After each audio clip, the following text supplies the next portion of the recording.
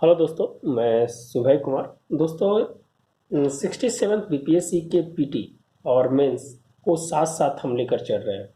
पिछले दिनों मैंने क्वाड के ऊपर है जो बहुत विस्तृत चर्चा मैंने की, और उसके साथ पीटी के भी क्वेश्चंस को मैंने है जो जोड़ने का प्रयास किया। और उसी तरह से आज जो भी है वो जो टॉपिक है उसमें है जो पीटी के क्वेश्चंस को भी साथ में हम ऐड करते हुए और मेंस की तरफ है जो बढ़ेंगे। जिस प्रकार जो करंट अफेयर्स एंड जीएस 2 में जिस प्रकार की मार्किंग हो रही है, उस मार्किंग के लिए क्या लिखना चाहिए उसकी है जो चर्चा है जो हम इस पे करेंगे। दूसरी चीज़ है कि दोस्तों, क्या है जो डायमेंशन होना चाहिए, उस डायमेंशन में लिखना चाहिए, इसके लिए भी है जो हम बात करेंगे।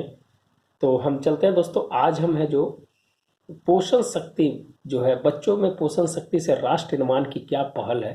कहा है कि दोस्तों, कहा जाता है कि एक वर्तमान युवा की जो भविष्य है वो वहाँ की सरकार है जो जिस समय वो जन्म लेता है वहीं से है जो उसकी है जो प्रगति और उन्नति और उत्थान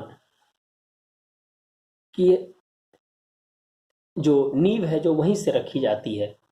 जब वह जन्म लेता है तो उसे सभी प्रकार की जो पोषण की व्यवस्था होनी चाहिए। उसके बाद जब पोषण होगा तो उसके बाद शिक्षा की व्यवस्था होना चाहिए। शिक्षा के बाद किस तरह से है जो वो आगे है जो राष्ट्र निर्माण में भूमिका निभाएगा।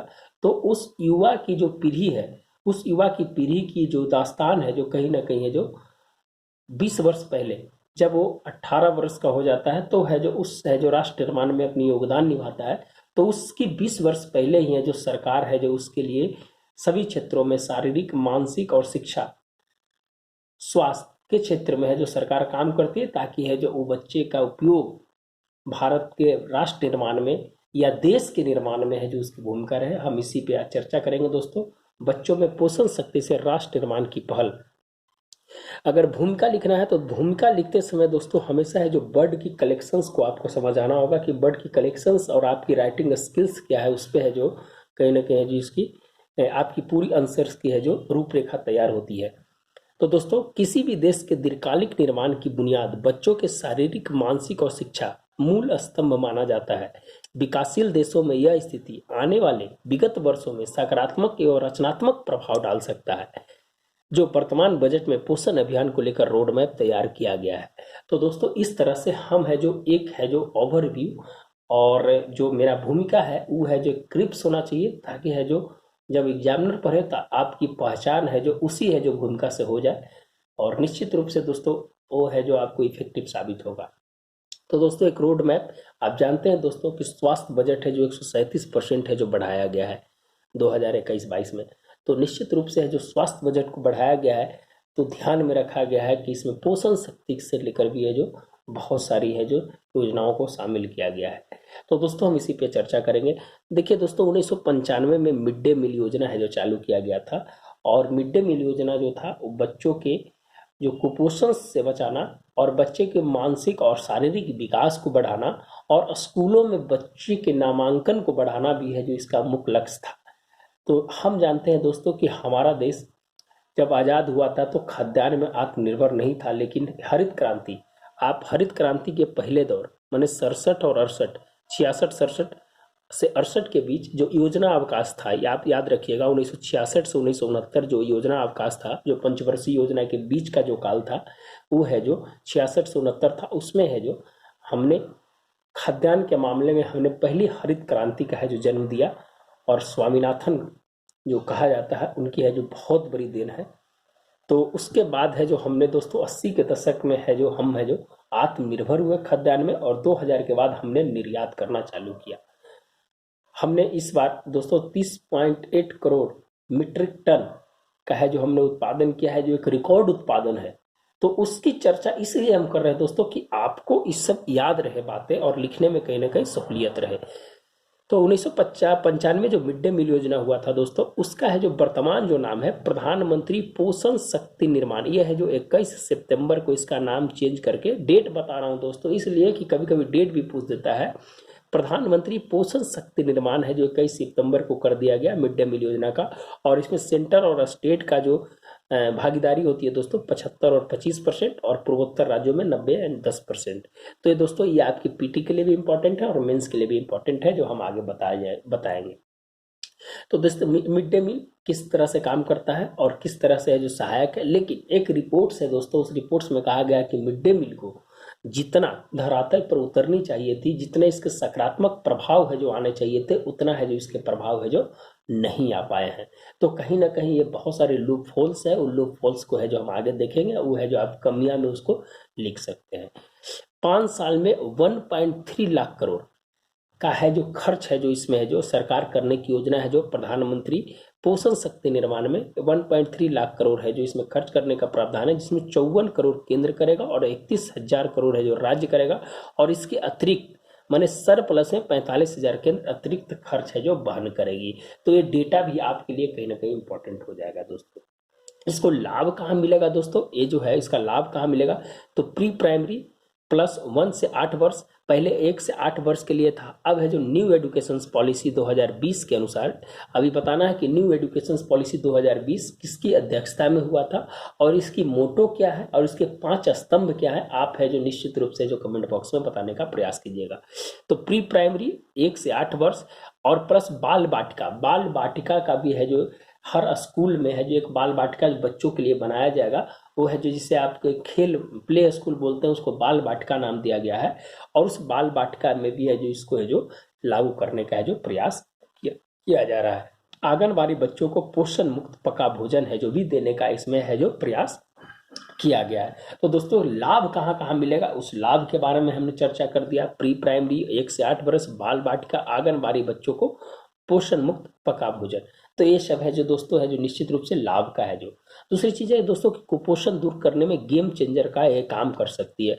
भारत में है जो दोस्तों 14% है जो कुपोषण है, जो रिपोर्ट्स के अनुसार है जो बताया गया है कि 14% कुपोषण, और सबसे ज्यादा है जो दक्षिण एशिया के देशों में, और उसमें भारत सबसे ज्यादा है दोस्तों। तो एक चिंता का विषय है, इसके लिए है जो इसको जो कहीं ना कहीं है जो एक गेम चेंजर के रूप में भी काम कर सकती है। तो एक बहुत ही क्रिप्स है जो आपका है जो मैंने है जो प्लेटफॉर्म आपको दिया है इस पर लिखने के लिए, आप है जो निश्चित रूप से इसको आप ऐड कर सकते हैं। आगे जो दे मिड डे मील को लोकप्रियता तो मिली लेकिन धरातल पर मुकाम हासिल नहीं कर पाया, ये सब है जो दोस्तों लिख कर अंडरलाइन कर दीजिएगा, आपको निश्चित 1 नंबर किसी न किसी से दूसरे से ज़्यादा मिलेगा, एकदम कन्फर्म है। दूसरा चीज़ है दोस्तों कि बिहार में एनीमिया ग्रस्त इलाके में है जो विशेष ध्यान देने की है जो बात की गई है। बिहार है जो एनीमिया 22वें स्थान पे आता है और फर्स्ट पे है जो एमपी है जो सुधार में एमपी बहुत ज़्यादा है जो इससे ग्रसित था, और है जो सुधार करने में एमपी फर्स्ट स्थान पे और बिहार का 22वां स्थान है। ये सब बीमारू राज्यों की स्थिति में है। जो बीमारू राज्य आप जानते हैं दोस्तों कि है जो एक अर्थशास्त्री के द्वारा है जो दिया गया था। आप कमेंट बॉक्स में बताइए कि बीमारू राज्य का नाम है जो सबसे पहले किसने दिया था, ये है जो कमेंट बॉक्स में आप बताने का प्रयास कीजिएगा। अब हम कुछ रिपोर्ट्स की चर्चा कर लेते हैं दोस्तों। पहला रिपोर्ट है जो वैश्विक भूख सूचकांक का है जो 2 दिन पहले आया है, और उस रिपोर्ट्स में भारत की गंभीर स्थिति में है जो अति गंभीर स्थिति में है जो दिखाया है, और 116 देशों में 101वां स्थान है जो भारत को मिला है, और उसी में है जो प्रथम स्थान है जो बेलारूस को मिला है, और अंतिम स्थान है जो सोमालिया को है। ये है जो ध्यान रखिएगा। ऐसा फैक्ट इसीलिए बता रहे हैं दोस्तों कि ये आपको पीटी के रूप में भी है जो काम करेगा। 2020 में अगर बताया जाए दोस्तों तो भारत का स्थान 94 था 107 देशों में। इस बार देशों की संख्या बढ़ी है तो भारत के अंक भी भारत के रैंक भी है जो बढ़े हैं। तो कहीं ना कहीं भूख की गंभीर स्थिति को है जो दिखाता है, और हमारे से जितने ही पड़ोसी देश है वो है जो हमसे ऊपर है। तो निश्चित रूप से, और कौन सी संस्था इसको जारी करते हैं आपको हम इतना बता रहे हैं, एक जर्मनी है और एक आयरलैंड है। आप है जो इसको बताइए कि कौन कौन इसका नाम है, आप है जो वहाँ पर है जो लिख कर है जो बताइए। दूसरा, रिपोर्ट के आधार पर भारत दुनिया के 88 देशों में शामिल है जहां 2025 तक वैश्विक पोषण लाभ को प्राप्त नहीं कर सकेगा। माने उस 88 देशों में शामिल है 2025 तक वैश्विक पोषण लाभ में भारत प्राप्त नहीं कर सकेगा। स्टंटिंग और वेस्टिंग के मामले में हाइट कम हो जाएगा, कभी है जो दुबला पतला हो जाएगा। तो ये है जो इसके, और ये ज़्यादा समस्या है जो दोस्तों है जो नॉर्थ ईस्ट और है जो नॉर्थ के राज्यों में है जो देखा गया है। साउथ और नॉर्थ में कंपेयर करेंगे तो साउथ की स्थिति बेहतर है, नॉर्थ की स्थिति कहीं ना कहीं जो समस्या है इसमें। हम आगे बात करते हैं दोस्तों नेशनल फैमिली हेल्थ सर्वे 5 के अनुसार। अभी है जो दोस्तों नेशनल फैमिली हेल्थ सर्वे 5 के अनुसार एक प्लान बना है, उसमें आधे से ज़्यादा राज्यों में कुपोषण की स्थिति है जो चिंताजनक है जो बताई गई है। नेशनल फैमिली हेल्थ सर्वे 5 के अनुसार आधे से ज़्यादा राज्यों में कुपोषण की स्थिति है जो चिंताजनक बताई गई है। नेशनल फैमिली हेल्थ सर्वे इस जो थे डॉक्टर हर्षवर्धन थे उस समय है जो ये सर्वे किया गया था, और कोविड के कारण है जो कुछ राज्यों में हुआ था, कुछ राज्यों में छोड़ दिया गया था, लेकिन अब पूरा होने के बाद रिपोर्ट आया और कुपोषण की स्थिति चिंताजनक है जो बताई है। आगे रिपोर्ट्स में भ्रष्टाचार की सबसे बड़ी समस्या है जो बताइए, दास्ते लूप होल्स में आप इसको लिख सकते हैं दोस्तों कि सबसे बड़ी समस्या है जो भ्रष्टाचार, और इसीलिए भ्रष्टाचार के चलते ही कहीं ना कहीं जो स्थिति है जो और गंभीर है जो ये होते चली गई है। तो इसको भी है जो हमें है जो इसमें है जो देखना है। इसका समाधान के लिए डीबीटी, डायरेक्ट बेनिफिट ट्रांसफर, और यह जो सबसे पहले 2013 में प्रणब मुखर्जी की अध्यक्षता में है जो डीबीटी को लाया गया था दोस्तों। तो है जो ये आप पीटी फैक्ट्स के साथ है जो आपको हम बताने का प्रयास कर रहे हैं। आगे मानव संसाधन रिपोर्ट्स, इसका है जो अब शिक्षा मंत्रालय कर दिया गया है दोस्तों, इसका नाम मानव संसाधन को आप है जो याद रखिएगा। पहले मानव संसाधन था, उससे पहले शिक्षा मंत्रालय था, फिर मानव संसाधन हुआ, फिर है जो अभी शिक्षा मंत्रालय है जो कर दिया गया। अभी है जो अभी कौन है इसके मंत्री आप है जो बताइएगा, कोई प्रधान है आप कमेंट बॉक्स में जरूर है जो लिखने का प्रयास कीजिएगा। बिहार एवं यूपी में मिड डे मील भोजन है जो नहीं मिल पाता है। बिहार एवं यूपी के क्षेत्रों में मिड डे मील का भोजन है जो नहीं मिल पाता है, यह जो सबसे बड़ी समस्या है। बिहार में प्राथमिक स्तर पर 39% और उच्च प्राथमिक स्तर पर 44% है जो वंचित रह जाते हैं। इससे हम बिहार को इसलिए है जो ज़्यादा इसमें शामिल करने का प्रयास किए दोस्तों कि बिहार की है जो बीपीएससी में आपके लिए बहुत ही महत्वपूर्ण है जो साबित हो सकता है। विद्यालय में तकनीकी को बढ़ावा देने पर समस्या को दूर किया जा सकता है। अगर तकनीक को बढ़ावा देंगे, जैसे डीबीटी को हम लाते हैं, फिर है जो शिक्षकों को है जो एक अलग पैनल बनाते हैं और मिड डे मील जो बनाने वाले हैं उनको एक अलग पैनल बनाते हैं, तो कहीं ना कहीं है जो दोनों की कार्य में क्षमता और सब में कहीं ना कहीं है जो बढ़ावा होगा और है जो एक सुचारू रूप से करेगा। एनजीओ तथा निजी माध्यम से इसको लागू करने का प्रयास किया जा रहा है। और दोस्तों बिहार में अच्छे पात्र फाउंडेशन है जो इसकी है जो जिम्मेदारी अभी पटना में है जो सिर्फ चल रहा है, और जैसे ही जो इसका है जो स्थिति अच्छी होगी तो पूरे राज्यों में जो जितने भी स्कूल हैं सभी स्कूलों में है जो इसको अच्छे पात्र फाउंडेशन को है जो लागू कर दिया जाएगा इनके साथ कोलैबोरेशन करके। और अगला रिपोर्ट है दोस्तों यूनिसेफ का रिपोर्ट्स। आप जानते हैं यूनिसेफ का मुख्यालय है जो आप बताइएगा कहाँ पर है। The state of world children report से आया है। उस रिपोर्ट्स में दुनिया में 8 से 10 वर्ष के किशोर तथा 21 देशों में 15 से 19 वर्ष के बच्चे को मानसिक वृत्ति का शिकार बनाया है। यही है जो दोस्तों 15 से 19 वर्ष जो है ये है जो आगे आने वाले समय में ये हमारे राष्ट्र निर्माण में बहुत भूमिका निभाते हैं। क्या कि भारत में 15 वर्ष के बाद है जो कार्य करने की है जो क्षमता है जो सरकारी रूप से चालू हो जाती है। जैसे आप एयरफोर्स में बात करें, आप एक क्वेश्चन और बोल देते हैं दोस्तों कि जो बीसीसीआई है या आईसीसी है ना, वो है जो 15 वर्ष से ऊपर के बच्चों को ही है जो खेलने की इजाज़त दी है। अंडर 15 अंडर 16 है तो 15 वर्ष मिनिमम होना चाहिए, तब ये है जो अंतर्राष्ट्रीय या माने रणजी क्रिकेट या जो भी क्रिकेट है जो 15 वर्ष के बाद ही है जो वो है जो राष्ट्रीय स्तर के क्रिकेट को खेल सकते हैं। तो मिनिमम उम्र 15 वर्ष से जो रखा है। तो एक क्वेश्चन है जो उसको हम खेल से था उसको भी बता दिए। दक्षिण एशिया में ज़्यादा समस्या है जो इसको देखी गई है। दक्षिण एशिया किधर के पार्ट में आते हैं आप है जो उसको बताना है। दक्षिण एशिया जो पार्ट किधर है, कौन से महासागर में है, उसको है जो आपको बताना है दक्षिण एशिया के पार्ट। वैश्विक अर्थव्यवस्था में गिरावट है जो दर्ज करने की बात की गई है कि अगर ऐसी स्थिति रही तो 1.03 खरब डॉलर का है जो वैश्विक अर्थव्यवस्था है जो गिरावट होगी। और भारत अपने कुल बजट का दोस्तों 0.05% मानसिक स्वास्थ्य पर बजट खर्च करता है।